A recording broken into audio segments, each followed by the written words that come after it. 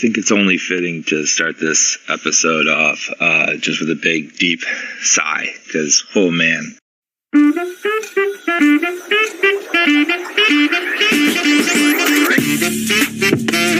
Oh, you are teeing this up so good.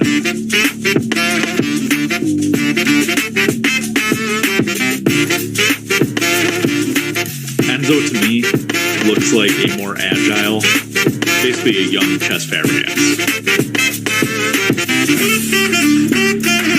It's a Rolls Royce, man. Gotta sell it.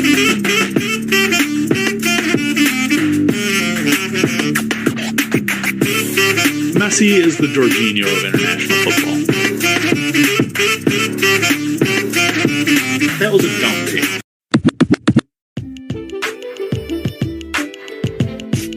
The flag stays down! All right, welcome to another episode of the Flag Stays Down podcast. Boys, after the most exciting week in Chelsea football in a very long time, it's good to be back. We got a full house. Somehow we all survived. You got me, Andy. You got Parker. You got Cameron Poe, Matt Maciejewski. Matt, how you doing? Love the intro. I'm doing good. As our devoted listeners know, we were all in town together this past weekend, so it was a good time getting to all hang out in person and just catch up on things and just all hang out and just shoot the shit. It was a great time. So many beverages were had, and we were all here. We all made it in one piece. So super excited to be here and just kind of review what was a hell of a week, both kind of for Chelsea and just life events. Parks.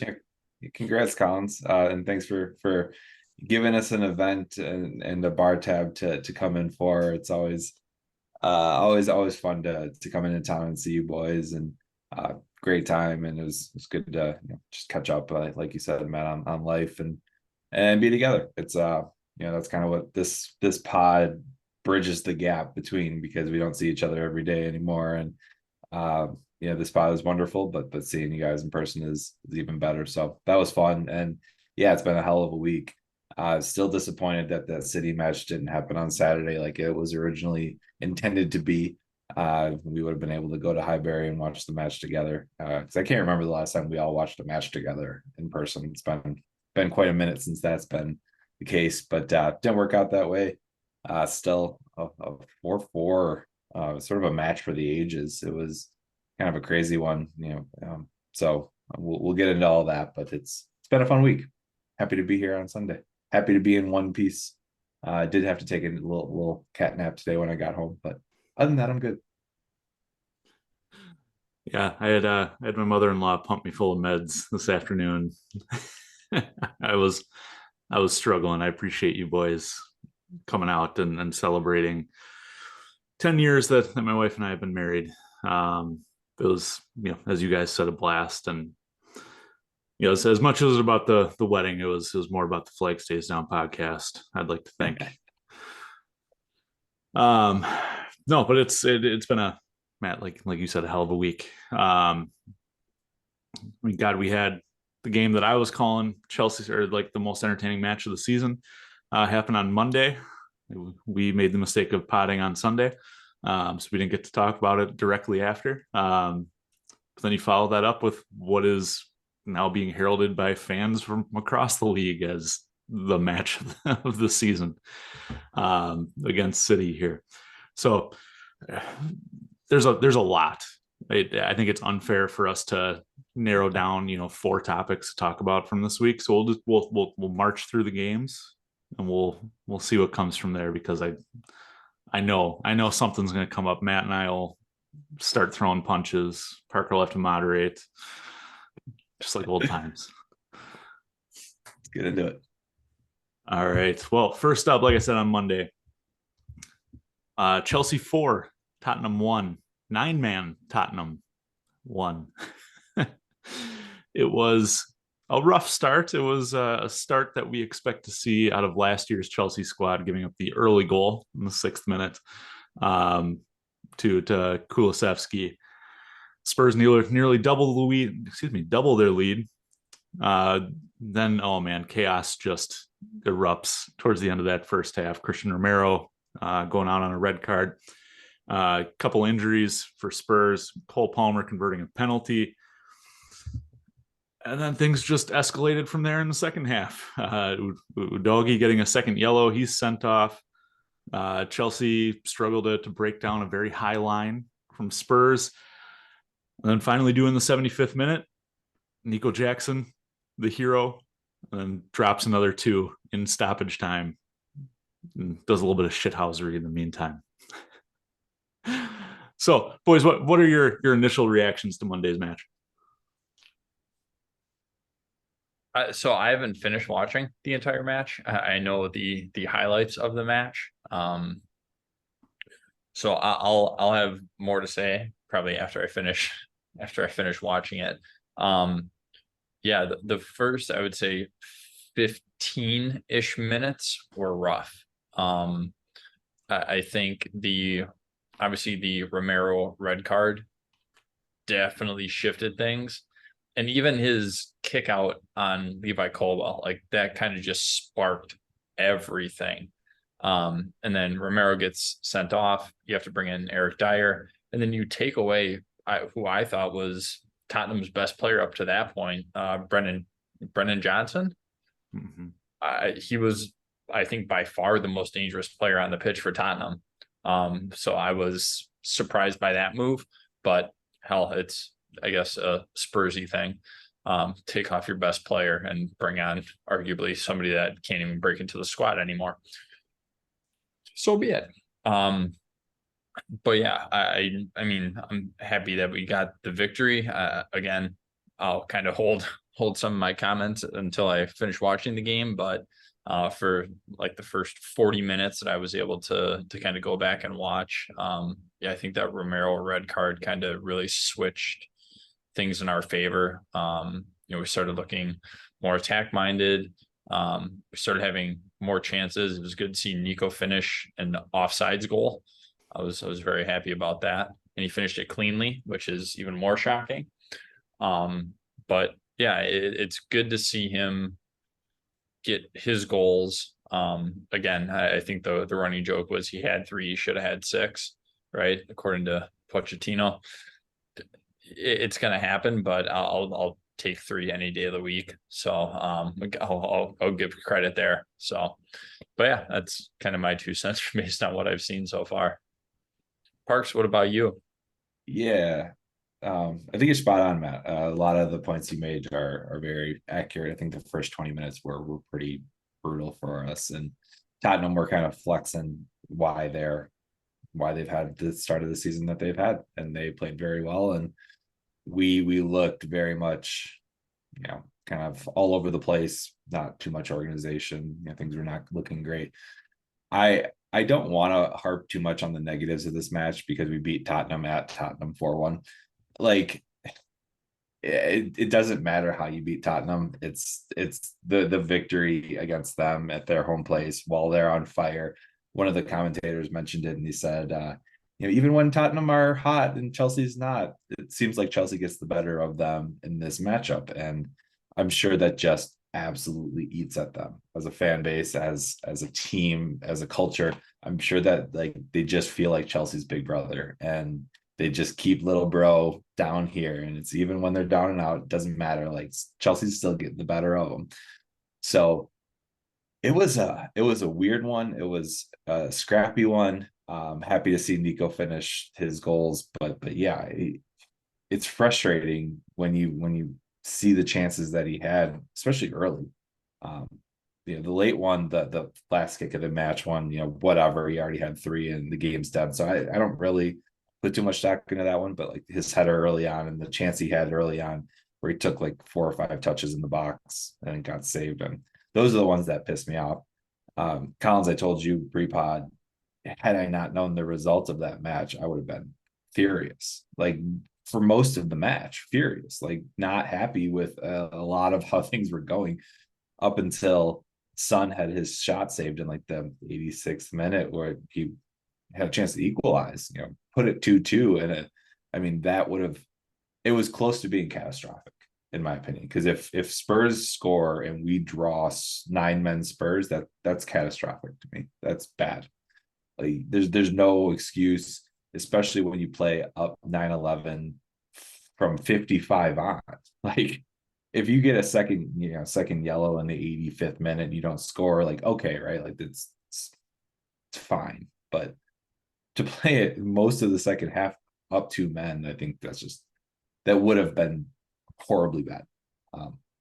And so a lot of what we did was kind of that. It was kind of look for runs and find a way to break Tottenham down and try to beat their offside press and find a way to not overkick it so their goalie can play sweeper. I thought that was the style. I thought we should have done something else to kind of combat that. But like I said, don't want to harp too much on the negatives, but it just it was a scrappy game, and I think that the cards were fair. They were earned from their players. I thought the red from Romero was absolutely that. And I thought the second yellow for Odogie was absolutely earned. So Tottenham did it to themselves. That's kind of how I'm viewing this, is like, I have no sympathy for them because they did this to themselves and we took advantage and ended up on the better side of the score sheet. So fuck you. Yeah, I heard, I can't remember where I heard the commentary from, but it was that the ref had no control over the match. There were 10 cards given out in that game. But at the same time, I can't remember a ref who has been able to control this fixture in years past. You think back and you got Conte, Antonio Conte and Thomas Tuchel on the touchline after the game. You got the battle at the bridge. Like this one is always a bloodbath, and it absolutely was here too. And but Parker, in terms of breaking down Spurs defense, I liked what we were doing for a very short amount of time. It was, they were playing the low block and we were kind of playing possession and pass it around until we can find an opening. And even while Spurs were pressing high, we were kind of still doing that same thing. I was like, why are we doing this? Like, we need to be moving quick balls, making runs behind a defender, because they only had 2 true defenders out there. Højbjerg is a midfielder by trade, playing back there as a center back. But then we made that tactical switch, and all of a sudden everything was going down that right side, and it was Palmer and Sterling and Jackson all going down there. And so I appreciated that change in tactics. I thought that was fantastic. And we were all begging, and not weeks. We all watched it at different times, but a lot of the Milwaukee Blues were begging for Mudryk to come on at half, let him cook, let him feast. Against 10-man Spurs, and he came on, and Pochettino made that tactical change, which is something that Potter would not have done, something that Tuchel probably would not have done towards the end. He was getting a little stubborn. Pochettino made that change, and it didn't work. But then we moved on to another tactical change, and that's that going down the right side with the deep runs. So I took a lot of hope and good analysis from that game, looking at how Pochettino adjusted to such a weird fixture, right? You not very often you play against 9, so how do you don't even practice for that? So I appreciated what Pochettino did in terms of subs and man management and tactics. I do have a question. I want to get your guys' take on this. What do you think of Mudryk's reaction to Nico's third goal? I saw it, and my initial reaction was, shut up. But I kind of hate it. I kind of love it. I'm not going to lie. hate it because, Nico is looking for a hat trick. That doesn't come by very often. Our last one was Pulisic against Burnley a long time ago. I think that might have been COVID. Restart Pulisic. Yeah. So you got to let the guy on a hat trick get his goal. But at the same time, I love it because it's that hunger. It's that feed it to me. I want it. Like, I want to score the goal. Let me score. We haven't had players like that here. We've had too many passive players over the last couple of years. Give me a guy who gets angry because he didn't get the ball. I'm good with it. I hate it, but I'm good with it.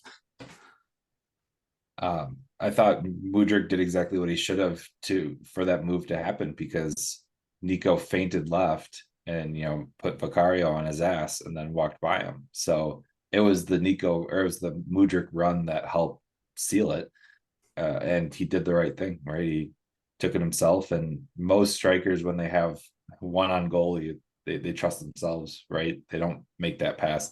They don't do that FIFA pass that we've all laughed about and talked about for forever, because when you have a bird's eye view, it looks simple, but when you're staring at a goalie, that's right in front of you, right? Like, it's you versus the goal. That's what you practice for every single day, and strikers take that 9 times out of 10. So I don't mind him taking that, even if it's 0-0. If it's if he has no goals yet, I think he still is right to take that shot himself. Too many times people get cute and fuck it up, way too many times. And the second you play a ball in, now you bring a defender in, now you bring the goalie to react to that ball, and I would much rather someone shoot. I'm on the end of I did not like it. The biggest, or the two reasons I have, because Mudryk was in a position to take that ball for a good 20-30 yards. Like, that area was wide open, so it's not like it was a last minute thing or whatever. Like, there was plenty of time to play that ball in.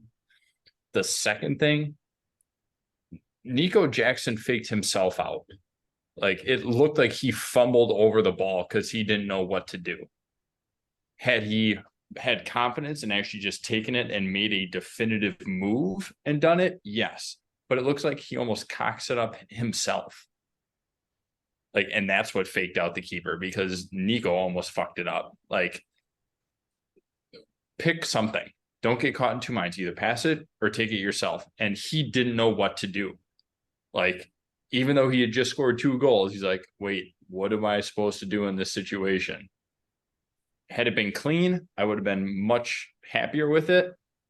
But the fact that it was so ugly just annoys the hell out of me. And he should have played it across to Mudryk. The good old, you can't know what I'm going to do because I don't know what I'm going to do. So good luck trying to figure me out. And the fact that he literally almost gave the ball away, like directly to the keeper. He almost flat out gave it to him. He had that goal celebration plan, though, I'll tell you that. You can't do it on a goal like that. No, okay. I was planning on getting to this during the City match, but we'll tackle this now. We have a team of shithouse specialists, and I love it. For a while it was just Rudiger. Before that, Parker and I were talking Diego Costa and David Luiz, and that was it. Right now we have about 6 or 7 guys who will rattle a fan base, will rattle an opposing player, like will just get in your face and just shithouse, right? And that's what Jackson did. Look at his 3 goal celebrations. 1, he kisses the badge. I appreciate. 2, he shushes the Tottenham crowd. And 3, he does the suey. when you're playing against a team with 9 players and you're up 4-1 with like a minute to go in the game in stoppage time, and you bust out the suey, like, oh man, I love it. I'm surprised he didn't trip on his way to do it, to be completely honest. But I guess this is a good opportunity to switch to the City match, because there was a little bit of shithousery in that one going on too. I will say, but like I said, this is the new match of the season, 4-4. God, too many twists and turns I could spend a whole hour just breaking down, what happened minute by minute here. So we'll avoid that. But Cole Palmer, ice cold Palmer, end of the game, seals the draw with a penalty. We come away with a point. We had not beaten City or scored a goal against City in our last 4 matches. Become the first team to score 4 goals against City in over 3 years. So I'd like to think it was a positive point for Chelsea. What were your guys' impressions of today's match? I mean, Collins, you said it last week. You were optimistic because we played to the level of our competition. We did. To be able to play with a City team when we all know what City is capable of, to go toe to toe with them with this young squad still growing, this Project Chelsea, and to hang with them, to almost win if a couple of things go differently, like that's big. And yes, it's only a point, but and Parker, you say this all the time too, like you can have those matches where a draw feels like a win or a draw feels like a loss. This one feels like a massive win. Just because of kind of where we're at with the whole project and going up against City, right? We just come off the heels of Tottenham, big win. And then we go to City, right? We were worried about this stretch of games for a long time. And the team is showing up for the challenge. I like to see it. I'm a big fan. I really, it was kind of an inspiring performance, right?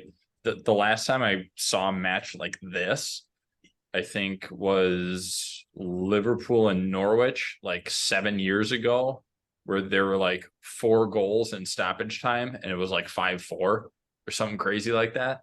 That's kind of what this felt like just back and forth and just, you don't know what's going to happen next.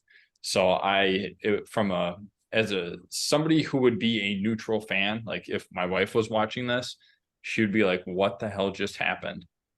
I kind of just told her like the score of the game and everything, and her jaw literally dropped. She's like, what? I'm like, yeah, the game was nuts. So I'm glad I was able to watch most of it. But yeah, just overall a very inspiring performance from the boys today. So I was bummed. I was on the plane during this match and I bought the United Wi-Fi in flight and it was dog shit. So my stream was horrible quality when it was working and it wasn't working for most of it, but I got to like listen to the commentators for most of the game. And I was kind of following along on Twitter because I didn't have a picture to look at.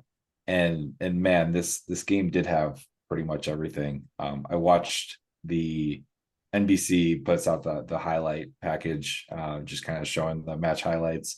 It was 17 and a half minutes long. And that's not belaboring and showing every replay 17 times. No, it was literally like goal replay. That's about it. It was a fantastic match, and we rise to the level of our competition. Yes. And I think when there's open pitch to play, when we're not facing a low block, we have the ability to hang with teams. It worries me because when a game is open and you have killers like Holland, it can get ugly quick, and it kind of looked like it was going to at some point, but they take the lead, we get the lead back. The fact that we came back from losing position twice, to draw the game, that means a lot to me. And the big takeaway for me this week in total, starting with the Tottenham match into the City match, is the guys are starting to gel and the guys are starting to figure themselves out and they're starting to play for each other and kind of get that unity and team identity of who we are as a squad. It's starting to get figured out. Still a lot of work to be done. They're still raw, but I think, going to war like this against a good team or back-to-back good teams helps gel the team. and you play with each other, you learn from each other, you learn how not to do things, how to do things, all those things. It just starts to figure out, right? And this is one where I hope we can point back to in a year or so, like one of the catalyst moments of moving forward.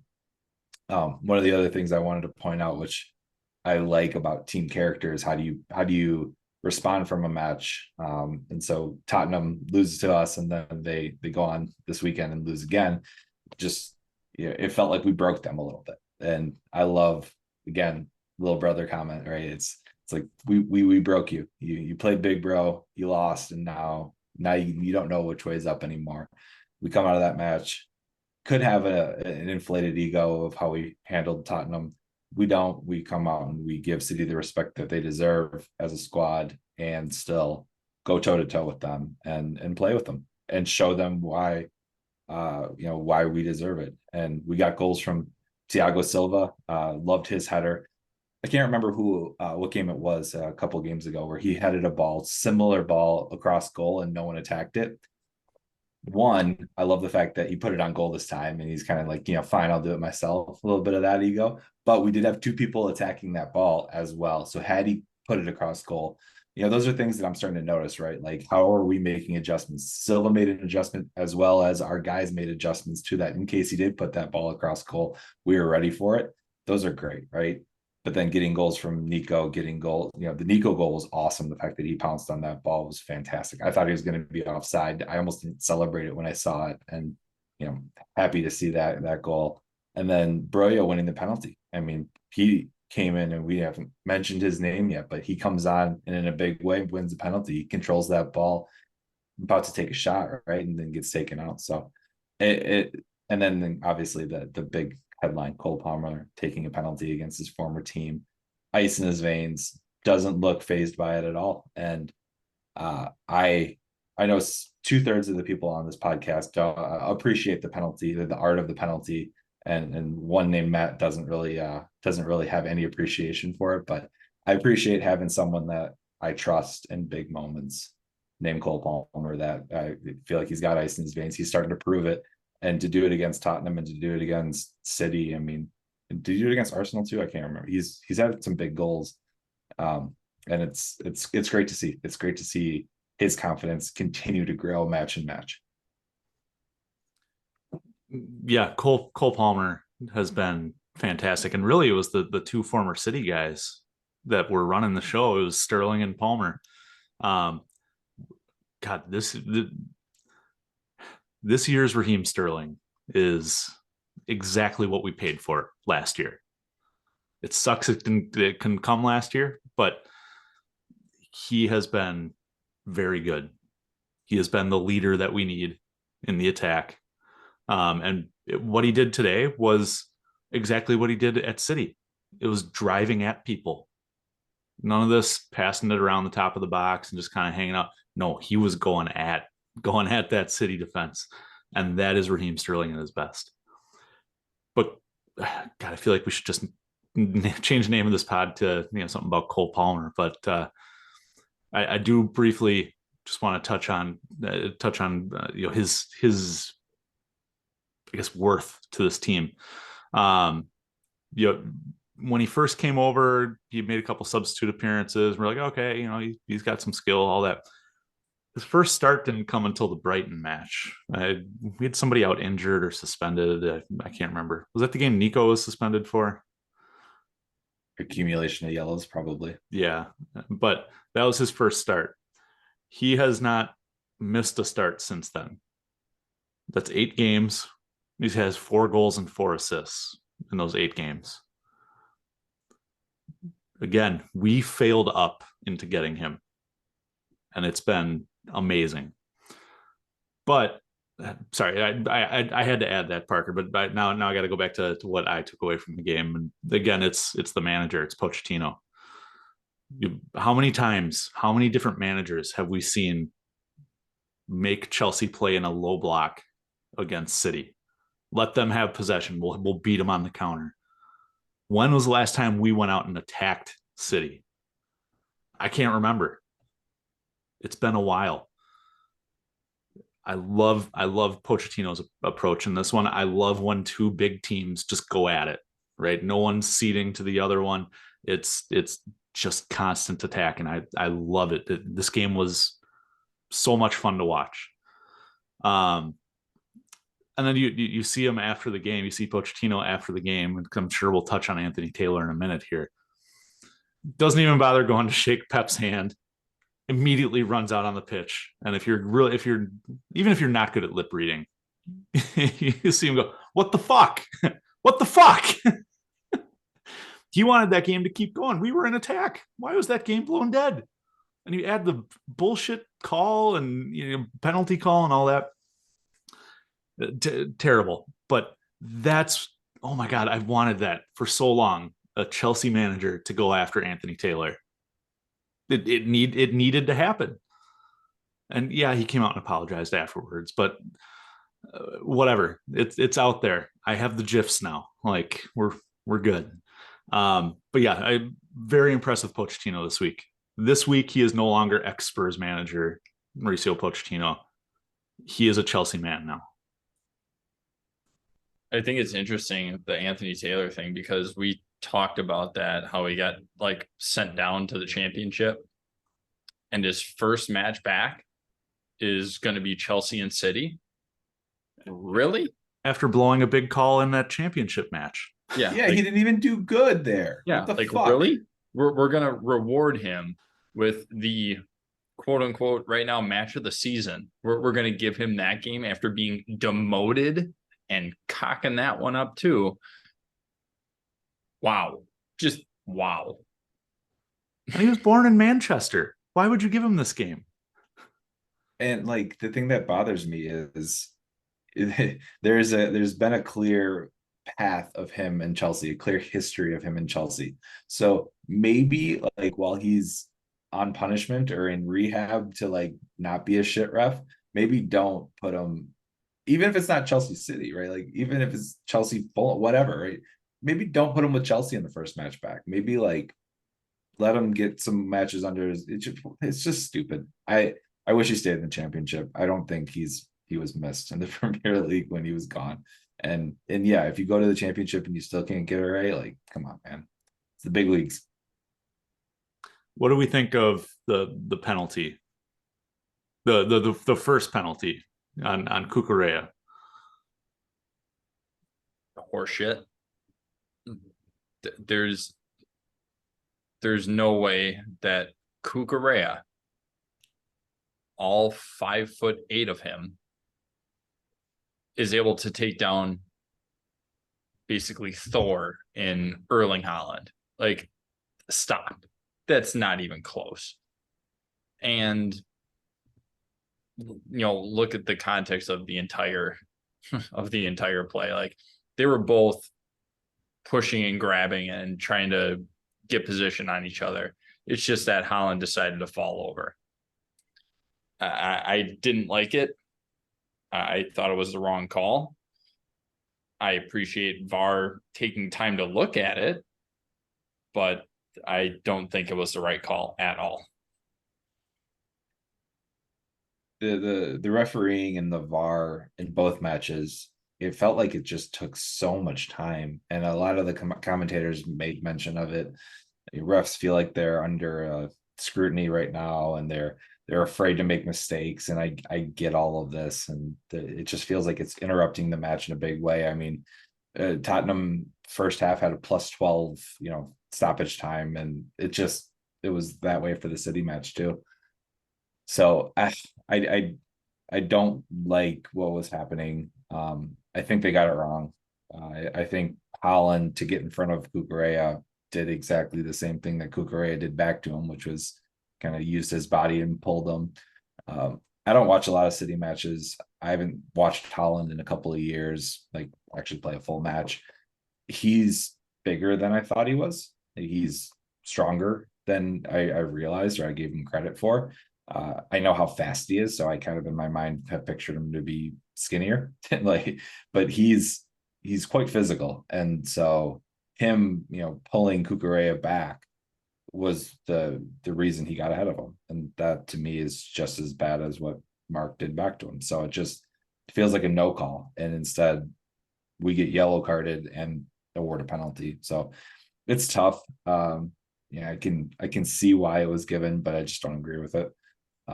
And I try to be as non-biased as I can, where if we did that and they got called back, I would understand it. Like if Raz did that to someone, or if Reece James is probably the better one. Reece James is stronger than a lot of people. If Reece James used his physicality to get ahead of someone and got dragged down, like I'd be like, yeah, Reece, you kind of did that to yourself, right? Like you can see it, you can understand it. So if it got called that way, I think I'd be all right with it, at least partially. But those are tough ones, man. Fortunately, it didn't cost us the match. I think those are harder pills to swallow if you lose 2-0 in a match where you kind of look back and say we had a 7 or 8 half chances and City got a couple gifted to them. This match overall over the 90 felt fair, that we all had our chances, we all had our opportunities. We both took 4 of them, and they happened, right? Like City got fortunate on their 4th goal too. They took a pretty nasty deflection off Silva's foot to go into the side netting. So they got fortunate on some, we got fortunate on some, and that kind of is what it is. Yeah, you guys nailed everything with that penalty call. So no point in me just repeating what you guys are saying. I think we're all in agreement, or we are all in agreement that it's bullshit. And there are some other calls along the way too, and non-calls along the way that make me question what Anthony Taylor is doing in the Premier League. Yeah, just poorly officiated, and they need some new VAR officials too, I think. Just tear it all down. Let's just do that. We'll self officiate. I will give Anthony Taylor credit for one thing. He actually called a dive.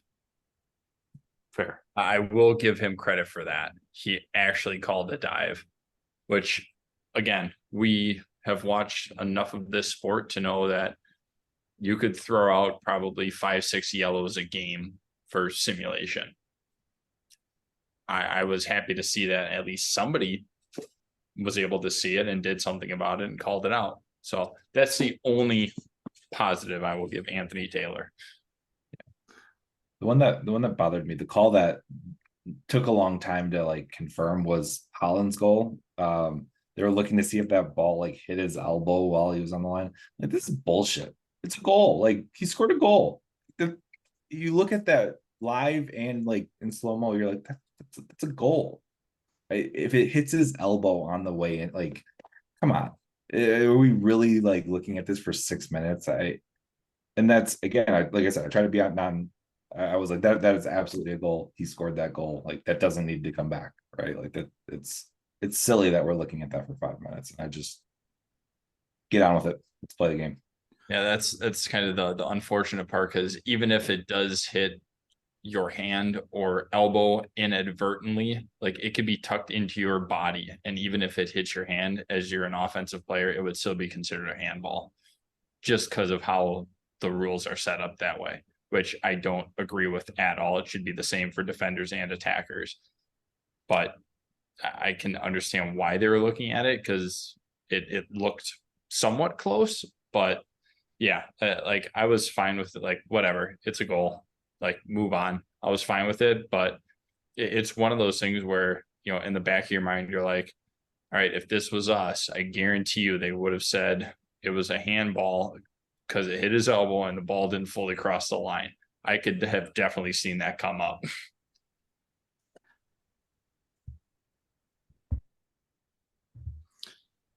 So, but moving away from the officiating, because we're, I do want to talk a little bit more about Chelsea on this one. It's not somebody that I've badmouthed necessarily, but someone that I didn't really have a whole lot of faith in for a while. But the last couple matches, he's really impressed me, and that's Conor Gallagher. For a long while, I thought maybe he's just somebody who runs a lot. He's the Timo Werner. He shows a lot of effort, doesn't get very many results. his high press today set the tone.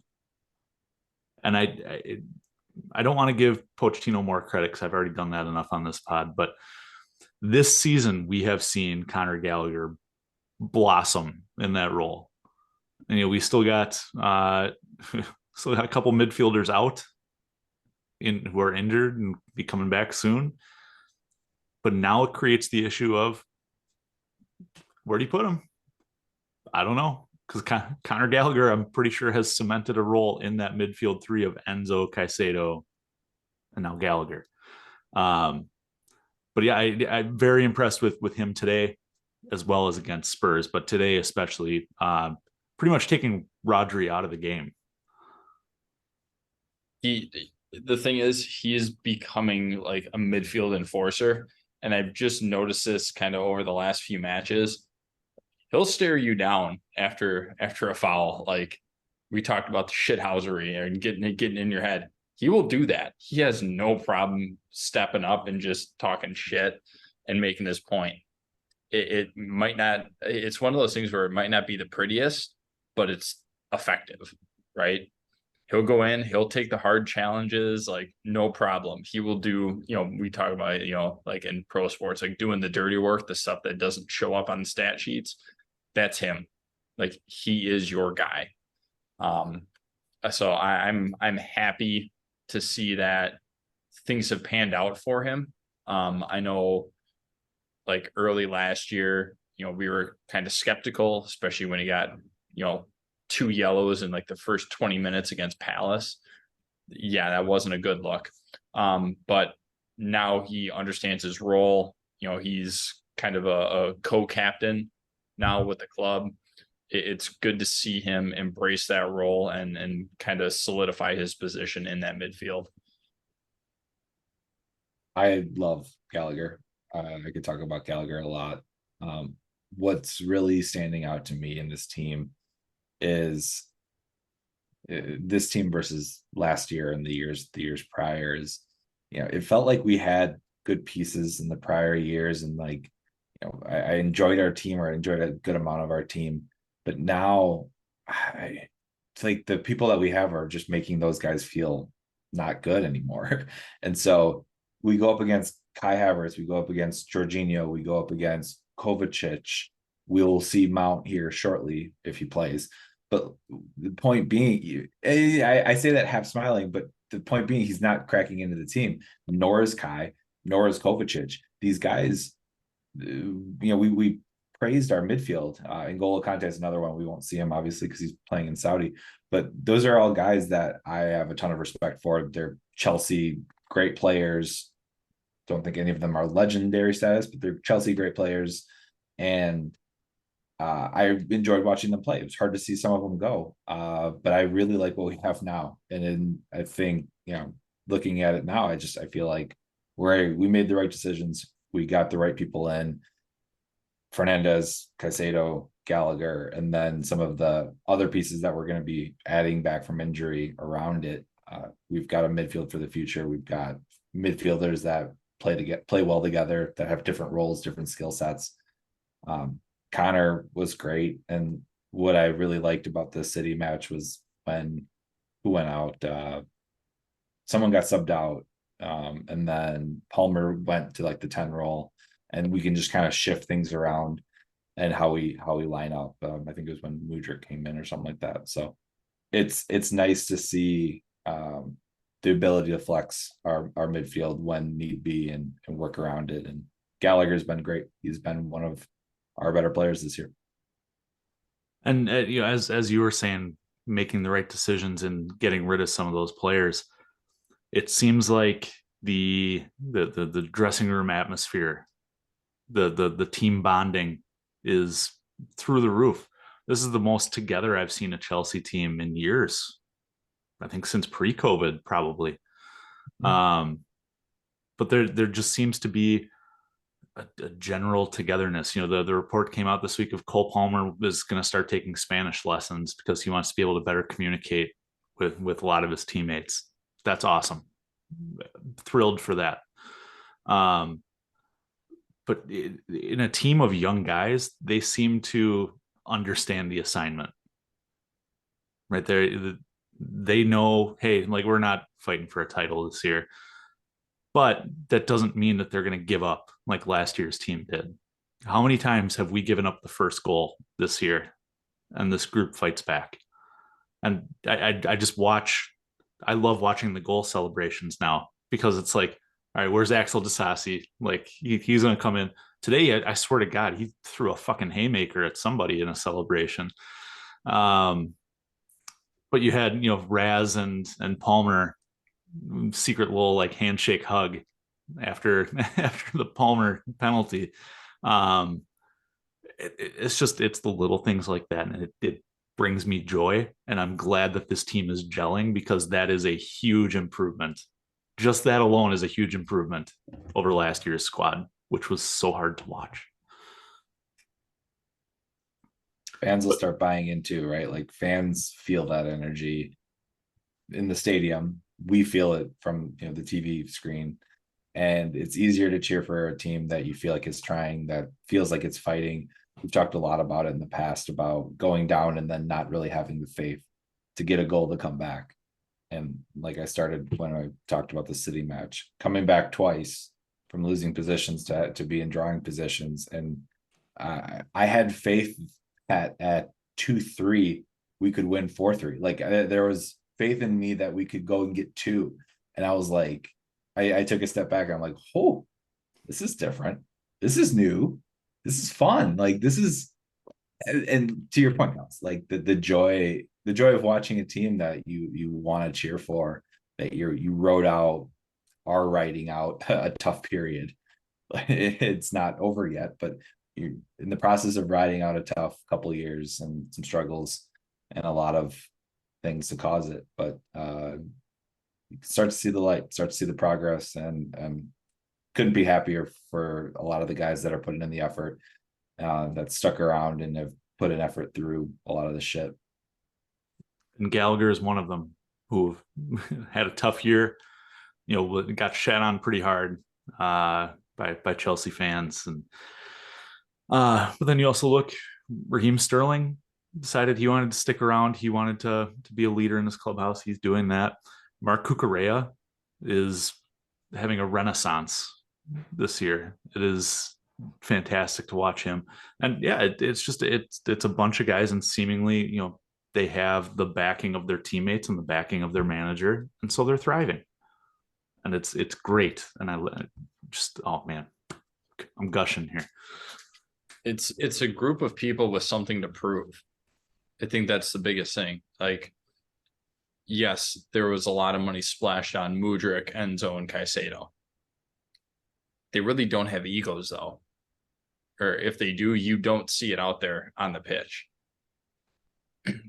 Everybody's fighting to prove themselves. Where before, I think we were in a mentality of, oh, they just paid 80 mil for me, so I'm coming in with, this huge reputation, and, I can do whatever I want. It's not that anymore. You've got the entire team, kind of like an island of misfit toys, like all trying to find their place and all understanding the concept of, it's not going to be one person. It's going to be the entire team. All 11 on the pitch, all 18 that are suited up for match day, even the people that don't make the match day squad, like it's going to be everybody. And, it's all about proving your worth, right? Like, I mean, Benoit Badiashile, we didn't know shit about him. Axel Disasi, we didn't know a damn thing about him. Malo Gusto, Collins, you knew a little bit about him. Like, and we're just like, okay, who are these guys? We have no idea. So we didn't have a lot of expectations set. And, you're obviously, we know that the numbers are ridiculous when it comes to transfer fees in world football nowadays, but you look at this stuff and it's like, okay, we got this person for 40 mil. And you're like, okay, so they're probably an average player. And I think that they are playing way above their pay grade at this point, but you start to understand that everybody is there for the same reason. And I think that is the shift in mindset that has happened with Chelsea over the last year. Well, it's one of my favorite things you've said recently, Matt, was that and I completely agree with you. We were talking about Gallagher and kind of earning his spot. Enzo has a big price tag on his head. So does Caicedo, and I think they're great. But I think you're going to have a squad full of guys that those guys can be dropped if they're not in form, if they're not playing their best. Like, it doesn't matter. Like, no one's untouchable. No one is unbenchable on this team, and I think that that's getting proven out. And I've always believed in a meritocracy when it comes to sports, that your results are proven on the pitch, or like the best players should play. Like, I don't think politics should come into it. I don't think price tag should come into it. The best team out there, best chance of winning should play, period. And Conor is demonstrating his worth, right? And he'll go through spells of ups and downs. But when there's competition, that's what good competitions and good teams do, is they weed out what's going on, and they figure out what their best 11 is at any one given time, given the matchups that are going on, and they figure it out. And I'm sure that there's talk behind the scenes, whatnot, but we haven't seen any leaks this year of people grumbling about playing time, which we saw a lot of over the last couple of years. But you just look at who was on the bench today and who hasn't featured in a while. Ian Maatsen, after playing quite a role all preseason, I think would be justified in complaining or leaking something to the media. Noni Madueke, after being one of our few bright spots last year, has played twice this year. I think he would have a case, but you don't hear that, and you still see these guys going out on the pitch and celebrating at the end of matches with the team, and it seems to be a better team atmosphere.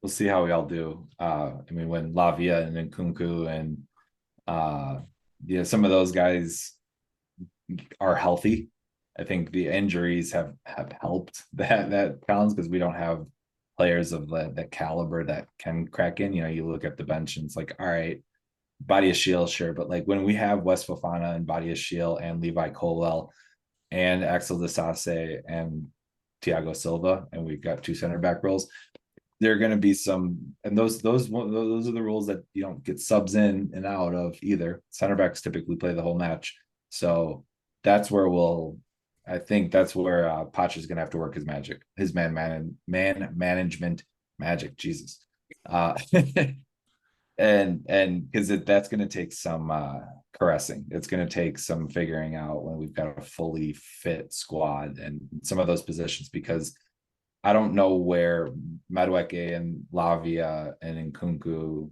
all play in the same squad regularly together with the people that we see normally too. Luckily, we've got a bit of a congested schedule in December. We play 8 matches in December. And I can't remember the FA Cup, if we come into the FA Cup in the first week of January or in middle of December, I can't remember. So it might end up being 9, but 8 matches as of now in December. And we're halfway through this tough stretch of fixtures. I'd say we got 3 left here until things ease up a little bit. We've got Newcastle away after the international break here. We've got Brighton at home on December 3rd, and then United away midweek on December 6th, which I've already taken off for. That's my birthday. I'll be spending the day at Highbury. So, but we talked about points expectations coming into this run. We are at 5 points in this run right now. How many points do we get from these last 3?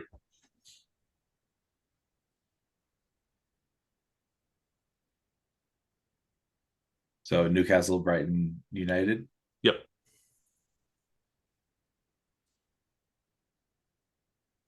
I think if we get 5, so same thing, right? Win, draw, draw. I think that's solid. I think if we get anything above that, I think that's winning, because then in the aggregate, if we got, let's just say 6, let's say win, loss.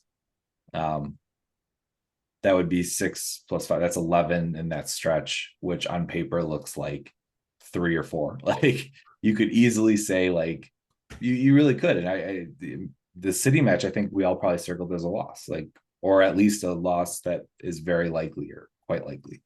Arsenal, Tottenham, all could have been losses, right? So I think if we get 5, we're all right. Anything more is a win. Yeah, I was thinking the same thing. 5 is good for me. I could see 7. But I think 5 is kind of my real comfort zone. I think it's gonna depend on when Ten Hag is sacked. And knowing Chelsea's luck, he'll be sacked the week before we play them, and they'll get the new manager bounce. No, but I think 6 is attainable. I think Brighton and United are beatable easily. Newcastle, I could flip a coin on. So anywhere from 6 to 9, I think, is a perfectly reasonable number out of these remaining fixtures, especially since we have learned that, we play to the level of our competition, and with Nkunku coming back possibly as early as Newcastle. I also like we look at our opponents, right, and say, do we want to play them? Yes or no? I don't think they want to play us. I truly don't think anyone wants to touch us right now. After the performances we just put in this week, teams are going to be relatively afraid of us, and so bring it on, right? Like, bring it on, baby. All right, well, boys, man, after a late night last night, is approaching my bedtime here. We are coming up against the hour here. So any closing thoughts? All Just right. a good week of football, good week of friends. I like that. Well, make sure to subscribe, rate, and review wherever you get your podcasts. Google, Apple, Spotify. Oh no, Google's going away. I gotta remember to stop saying that. YouTube Music. Make sure to check those out. But make sure to check out the polls that we run on X as well as on Spotify. They now give us the option to run polls with every episode. Just make sure to check those out as well. As I mentioned, you can follow us on X. You can follow us on Facebook, on Instagram, Threads, all that. We're at Flag Down Pod on everything. Boys, it's been a wonderful weekend. Enjoyed catching up with you guys in person. And yeah, good. Matt, I already forgot what your thing was, but I know I liked it. So cheers to that. Cheers, boys.